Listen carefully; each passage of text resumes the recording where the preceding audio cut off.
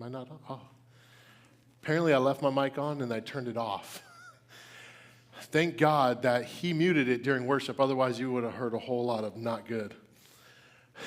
But last week we started our series called What Would Jesus Undo? And the idea is what would Jesus undo in our life? Like, what are we doing that Jesus is up there like kind of face palming, like, what are you doing? And it kind of came out that nostalgia of the What Would Jesus Do bands I have on this morning. And man, I can't remember if I said it last week, but I was thinking about this band and wearing it as a teenager and just thanking God I didn't piece together what I pieced together back then, because every time I would mess up or I'd do something or I started to get angry, you would hear people like point to the wrist and be like, what would Jesus do? And then inevitably you're like, yeah, you know what, I'm wrong, I better not. But then as an adult, I remember reading the Bible about Jesus flipping over tables and making whips and chasing people out. I was very thankful I didn't piece that together when I was a kid, because I would have been in a whole lot more trouble. But last week we talked about indifferences and kind of having that lukewarm faith. So I hope this week, as we went through this week, and we talked about doing one thing every single day that requires faith. And I hope you did it at least maybe 1 or 2 days, if not every single day. Maybe just prayed for somebody, or you asked God to heal somebody, or maybe you asked God to help you forgive somebody, or any of those things. So I hope you did that. And I talked last week about the time I did a workout program for a guy that was trying to become a pro athlete, and how he was just kind of indifferent about it and just really hurt me. This week, I'm going to confess about a present I gave to somebody that I gave zero thought into. For this, we're recording it, it's being live, and I have to apologize to my siblings because it involves them. I'm like, I'm sorry guys, I was wrong. You probably don't remember. But now I got that out of the way. I have to tell you that we went to my sister's house for Christmas when I was like 14 or 15 years old. And we're driving down there we lived in Indiana at the time, to North Carolina, to a little bit outside of Raleigh. I thought it was going to be warmer, but we ended up having an ice storm and snow the whole time I was there. So it was kind of disappointing. But I remember going down there, and when we got in there, I looked at the Christmas tree, and I saw all these presents. And it was the first time in a long time it was at least some of my family. My whole family wasn't there, but it was 2 of my brothers, my sister, and me, and their families. And I remember looking under the presents, I saw a whole bunch addressed to me.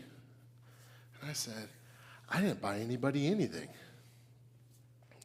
So we went out, and the only store that I could find that was in the shopping area that was still open that we were at for this restaurant on Christmas Eve night was a dollar store. They got cat calendars. Nobody then had a cat. I don't think any of them even liked cats.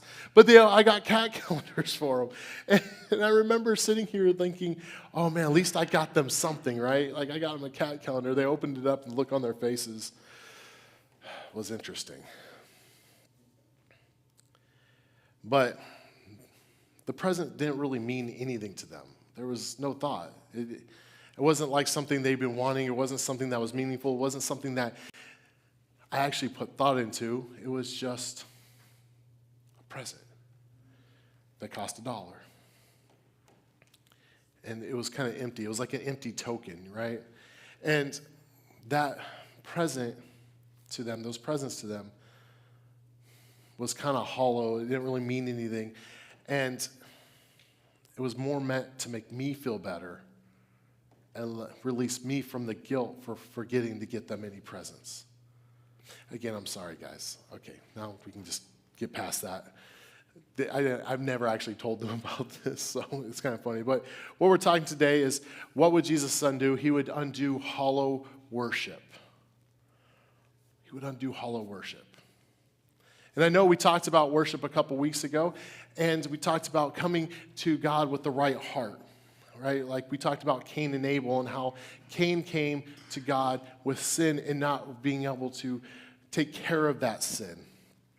But today we're going to be talking a little bit different. We're going to be talking about hollow worship and coming to him when we just don't really do anything about it.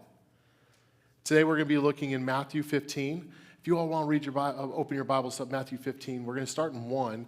We're going to be mostly in Matthew 15. We're going to be in a couple different verses, jumping around here and there. I'm going to make sure we're on the screen in case you can't get there or you're just jumping around a little bit too much. So this verse right here takes place, and I really, where'd the verse go? There it is. I love it when technology fails. But it's not moving up there. We might have the verses up there. So I'm going to go ahead and read it. Follow along if you like, since this is not working. It says, "Then some Pharisees and teachers of the law came to Jesus from Jerusalem and asked, 'Why do your disciples break the tradition of the elders? They don't wash their hands before they eat.'"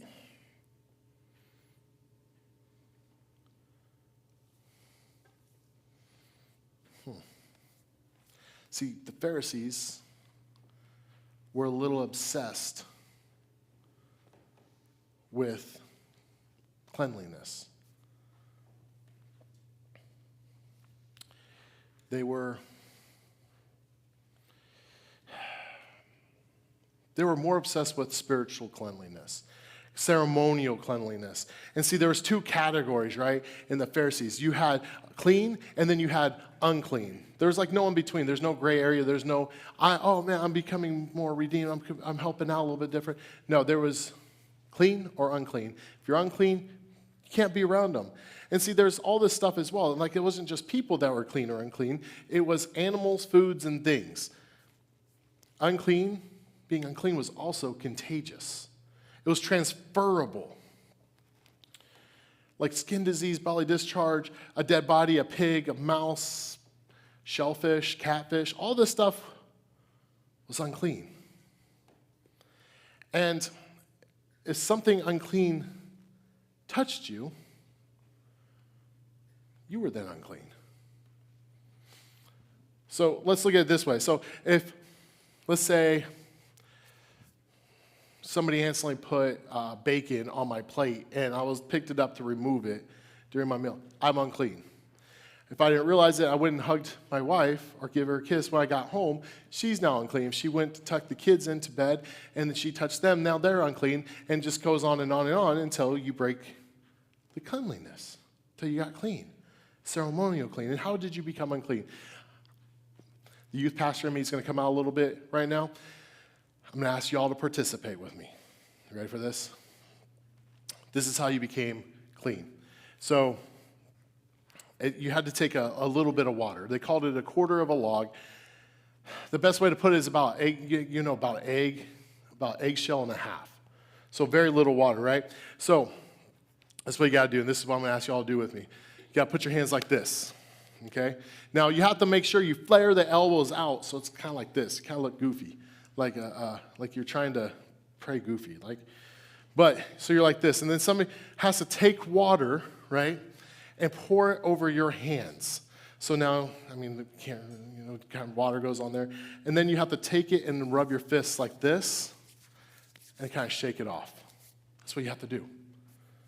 Now, here's the kicker, though. If you went like this and the water went down your wrist and down your arms, well, the water was clean. It went over your uncleanliness, and now the uncleanly water has to drip onto the floor. But if it goes down your arm, you're unclean again. You're not clean. So now you have to do it again. Just done. That's what it had to do all the time. It has to go on the floor. It cannot touch you. If it touches you, you're unclean. And this is where we get a little bit different. The Jews, the strict Jews and the Pharisees at the time would not only do this before a meal, but every single course. Think about it. So it's like you get your salad. You have to do it. You eat your salad. Then you get your burger. It can't be a cheeseburger because if you eat a cheeseburger, you're unclean because the milk and the beef together, now you have to do it again. But you get your burger, you have to do it again. Then you get your chocolate cake, you got to do it again. And then when you're done, you do it one more time. That seems like a lot to eat a meal, right? So the Pharisees weren't coming after the disciples about cleanliness. They're talking more about ceremonial cleanliness. They're like, why don't your disciples do this? We do. And Jesus, oh man, I love Jesus. But Jesus knew their hearts, right? Jesus knew their hearts. He knew what was going on. He knew that all this stuff was just for show. It wasn't a matter of the heart. They were just kind of like, look at us, right? And then, I love it. We're going to go to verse 7 and 8 in here. And it says this. Man, Jesus goes after him. I love this part. You hypocrites. Isaiah was right when he prophesied about you. These people honor me with their lips,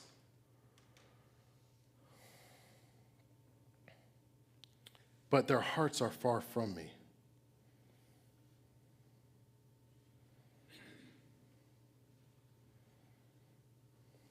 I'm going to skip ahead a little bit because now it's starting to work.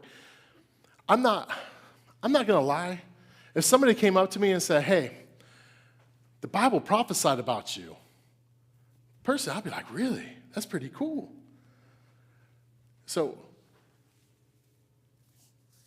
But the moment Jesus said, you hypocrite, Isaiah prophesied about you, and then says this, I'll be like, I don't want it. I need to change my heart. But that's not what happened here. So Jesus is like, you guys are hypocrites. The word for hypocrite here is hypokritos, and it means actor. We get hypocrite from actor, like it was an actor of the time in the theater. And he's like, man, you guys are just acting like you are close to God. You're acting like it, but you're not.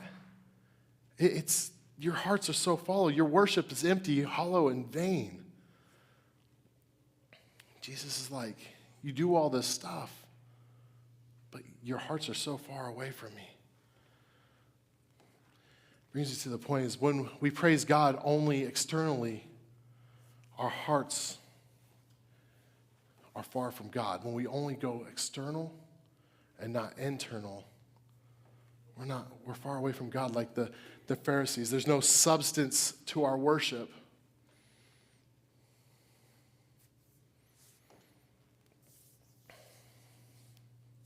There's nothing there.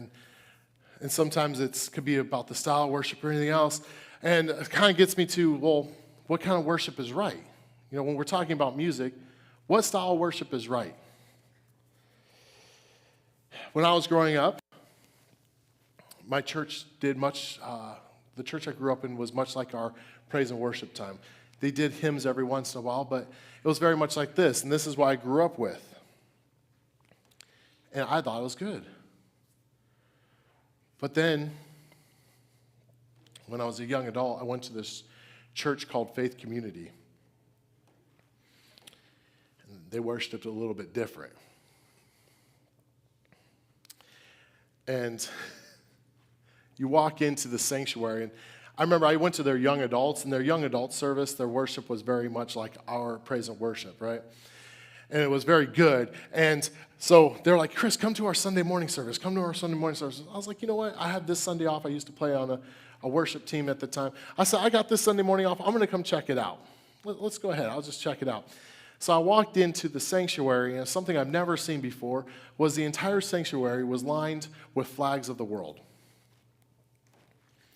It was built on their mission, the Great Commission, to spread the gospel to all corners of the world, to all nations of the world.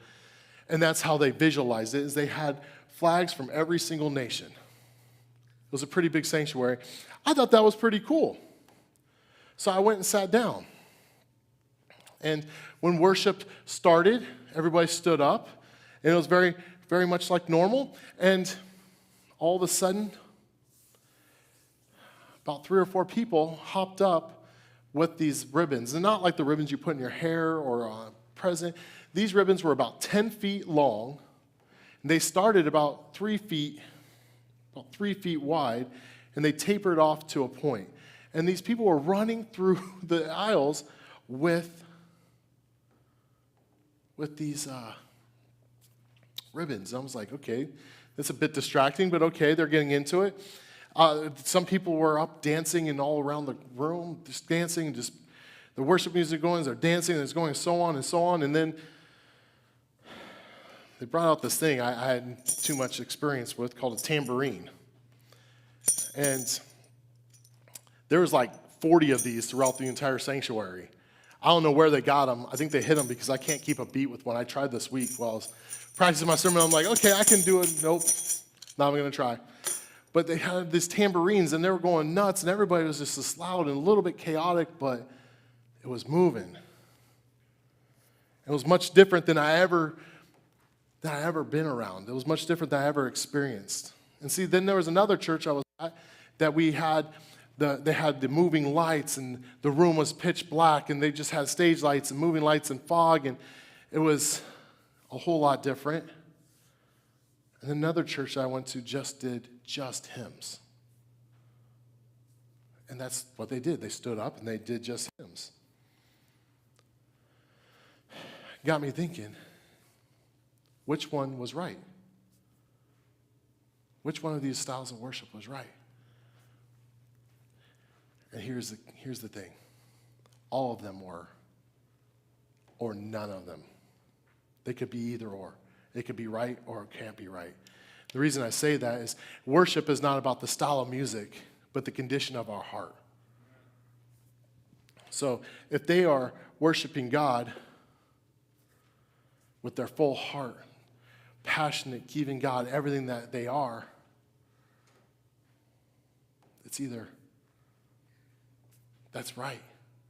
But if they're doing it just for the show, not doing it with their heart, and they just don't care, then it's wrong, and it's hollow, and it's not right. Being a follower of Jesus is not a hobby. It's not something that we kind of take an interest in, and it's not just part of our life. See, the thing is Jesus is our life. Being a follower of Christ is life. That's what we do. It's not something that we're a part of. It's too many times that we just kind of look at it like, oh yeah, I'm a Christian. We go to church on Sunday morning. We do our worship and that's it. No, it's something that we continually do. It's a part of us. It's a very being of us. See, worship isn't limited to the songs we live or we sing, but the life that we live. Life that we live.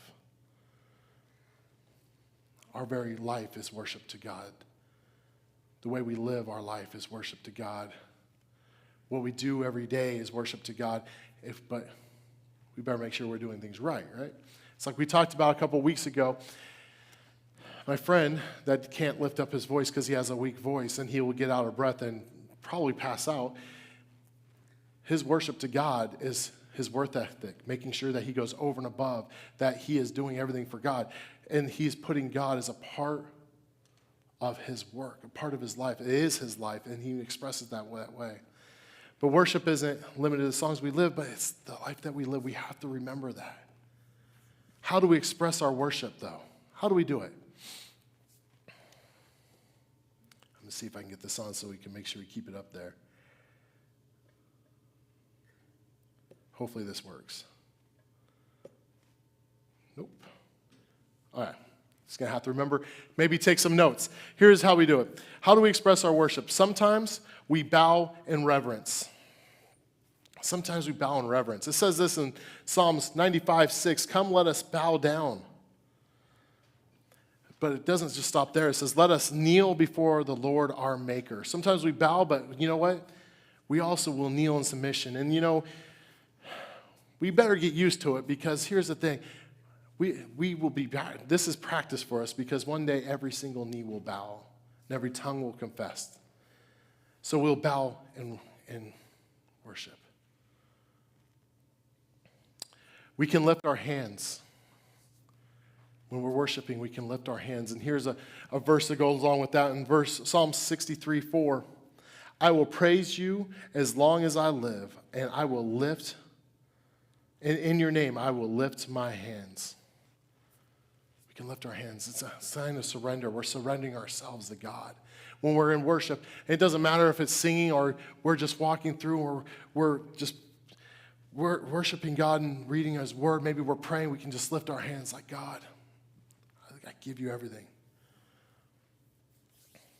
This one might get me in a little bit of trouble in the Baptist church, but it's scriptural, so we're going to go there. We can dance. It says in Psalms 149:3, let them praise His name with dancing and make music to Him with timbrel and harp.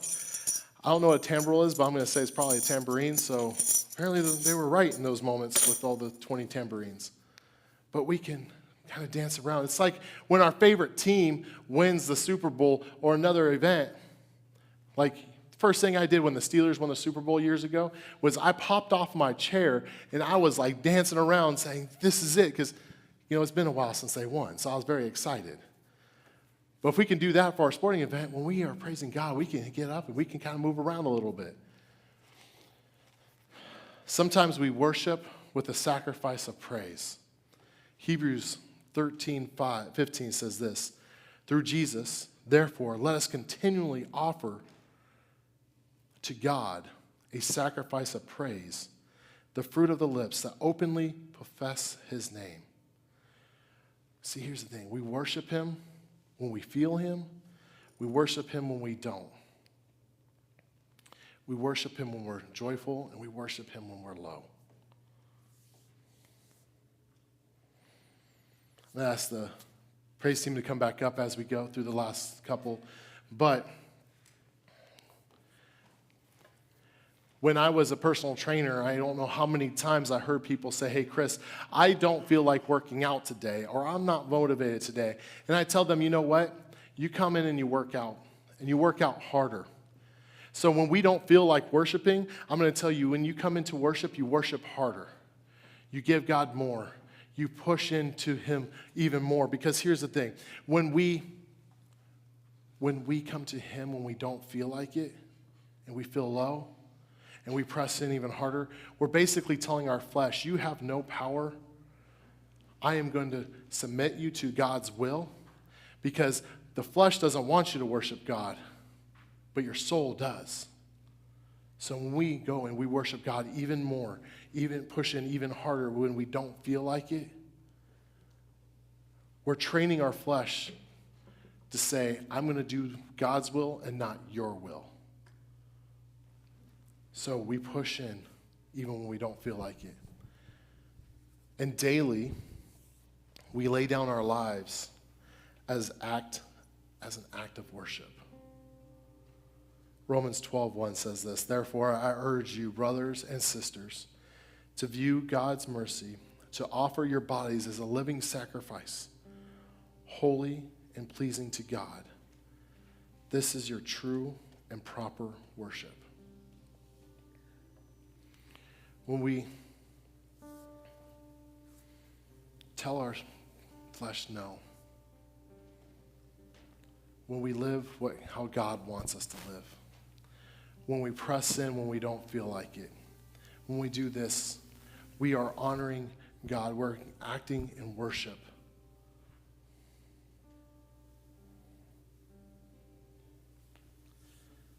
This is true and proper worship. See, worship is not just the songs that we sing, but it's the life that we live. Sunday mornings when we come here and we stand for a moment and we worship in the first couple of songs and the last song, that is a form of worship. But it's not limited to that. If that's the only time that we're worshiping, and we're not worshiping Him through this rest of our week, that is hollow worship. It's kind of like giving a token to make you feel better, kind of like cat calendars. So when we come to Him throughout our week and we offer our bodies as sacrifices to Him, when we do things that we don't feel like doing, because we know that this would be honoring to God, or we're supposed to do it. We are giving ourselves as a sacrifice. We're praising him. We're worshiping him. And you might say, Chris, I don't feel like worshiping him. Isn't that being hypocritical? That's a good question. I'm glad you asked it. It's not. Like I said, when we go to him and we still worship him and we go even harder, we're telling our flesh, like I said before, we're telling our flesh, this is the way it is. And the way it is I'm following Jesus. And Jesus died and came back and resurrected for my sins so I can have a relationship with God. And this is why I worship him. I worship him because he's God of the universe and he created me. He created me out of love so I can love him and have a relationship with him. So we're going to go into a time of worship. I would love it if you would stand up and just let's worship him in truth. And if you don't feel like it, it's okay. Worship even harder. Let's worship.